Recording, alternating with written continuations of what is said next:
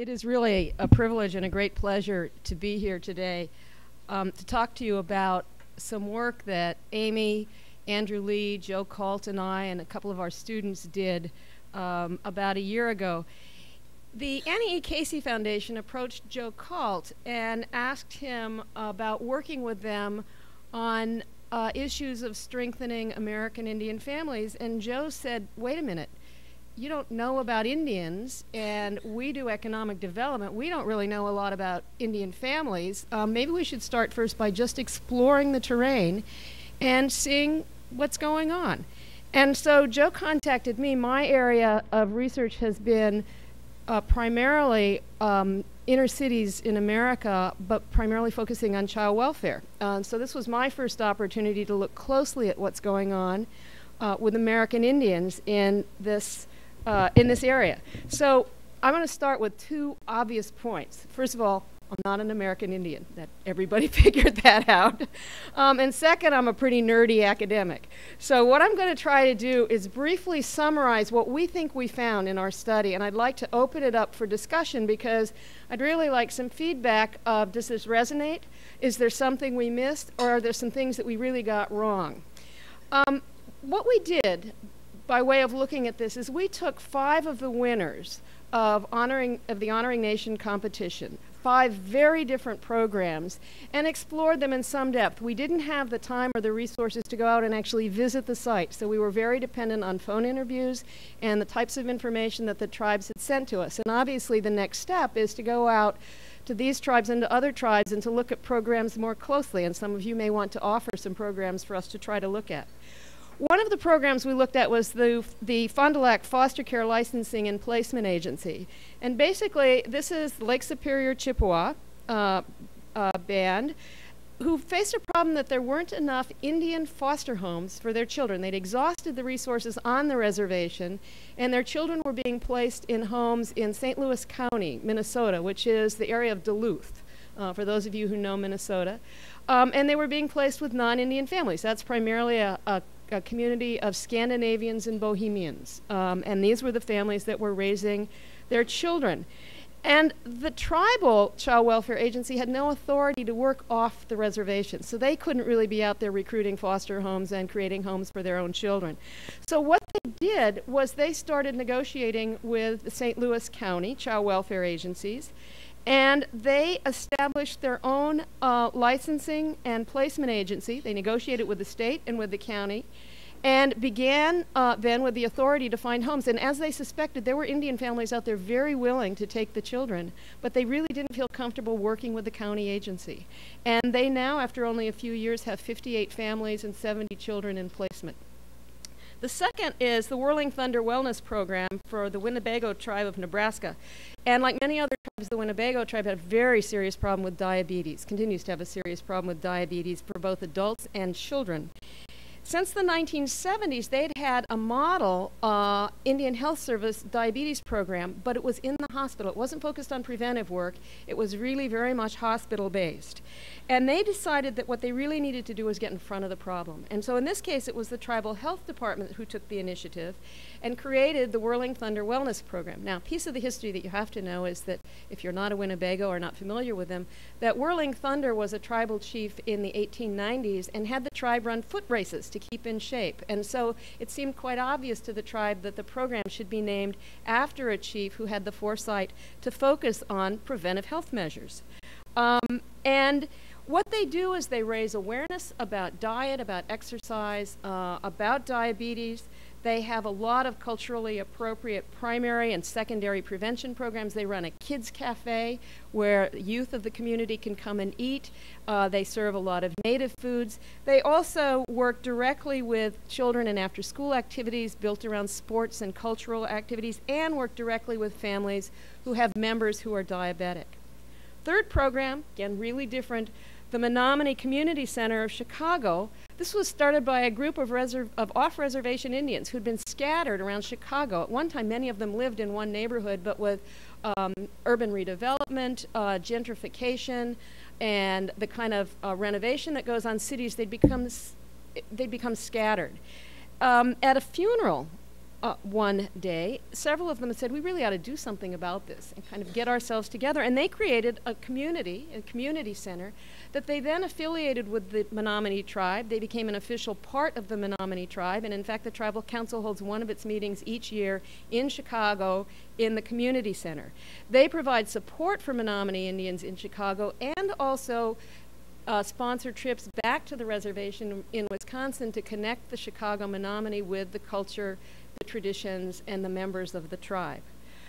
Fourth is the Yanida'a School in Chickaloon Village, Alaska. Very tiny group of people, a very small tribe. And this program was started by an elder, a grandmother, who was visiting youth in jail and realized that the reason there were so many of their youth in jail was that they felt alienated from the Alaskan school system. They were dropping out of school. They had very few opportunities. They were getting in trouble, and they were ending up in jail. And so she started a tribal school. And it turns out in Alaska, this is no small feat because the state runs all the schools and the tribes don't get any money from the state for their own schools. So this is totally self-funded. The school uses tribal members. The forester teaches science. People who are working with computers are teaching math and information technology. They now have 100% parent participation in the school. They have tribal members moving back to the community so their children can go to that school.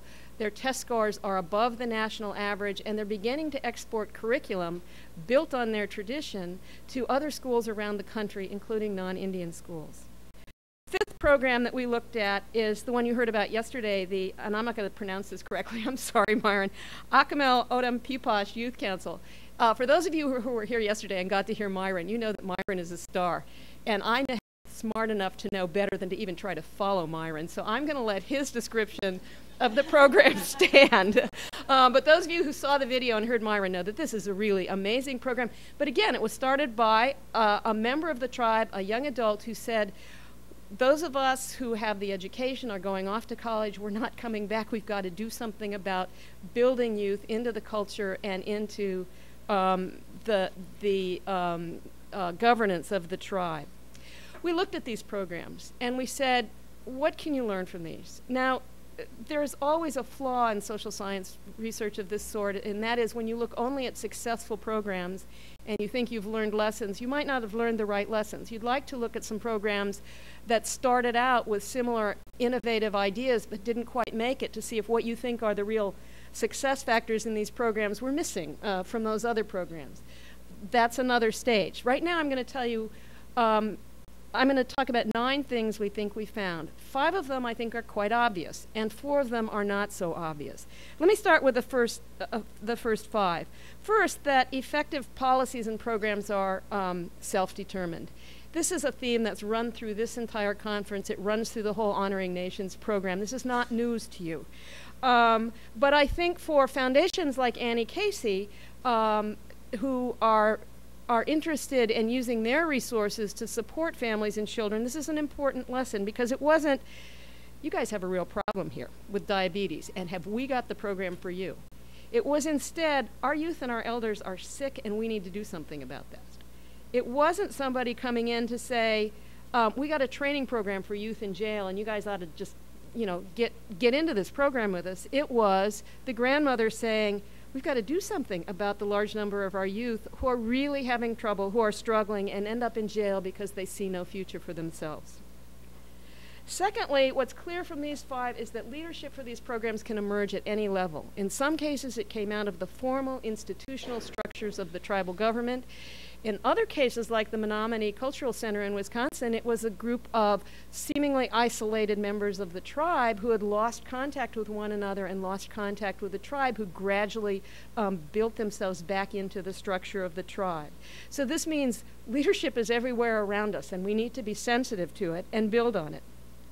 Third, in each of these cases, we think that buy-in on the part of the tribe and the tribe's formal leadership was essential.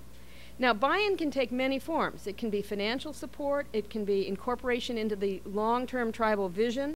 It could be commitment of leadership authority. It could be commitment of buildings. Lots of different ways. But in each one of these, the tribe itself and the formal tribal government got involved and kind of gave its stamp of approval as well as resources. Let's see. seem to be missing some parts of this, so I'm going to have to sort of, let's see. The fifth one, hold on here. I've got it, just a second.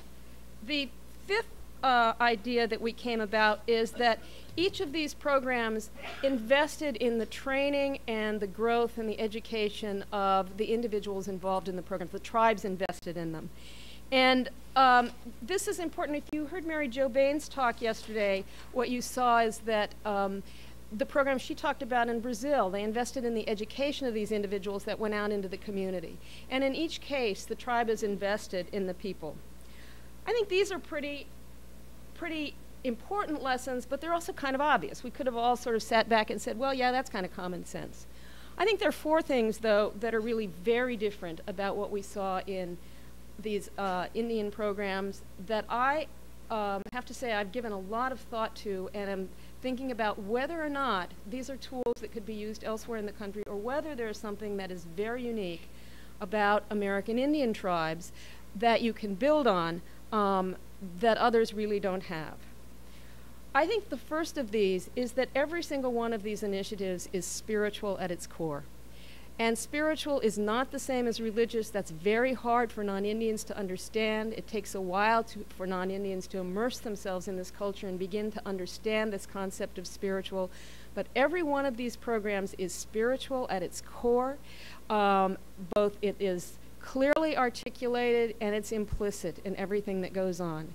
And in part, this spirituality is played out through a second finding, that is that each of these initiatives draws on and strengthens tribal cultural practices. In some cases, tribes have deliberately tried to bring back a language and to modernize a language. You know, what is the word for computer? And for some of these things that were invented after the language began to die.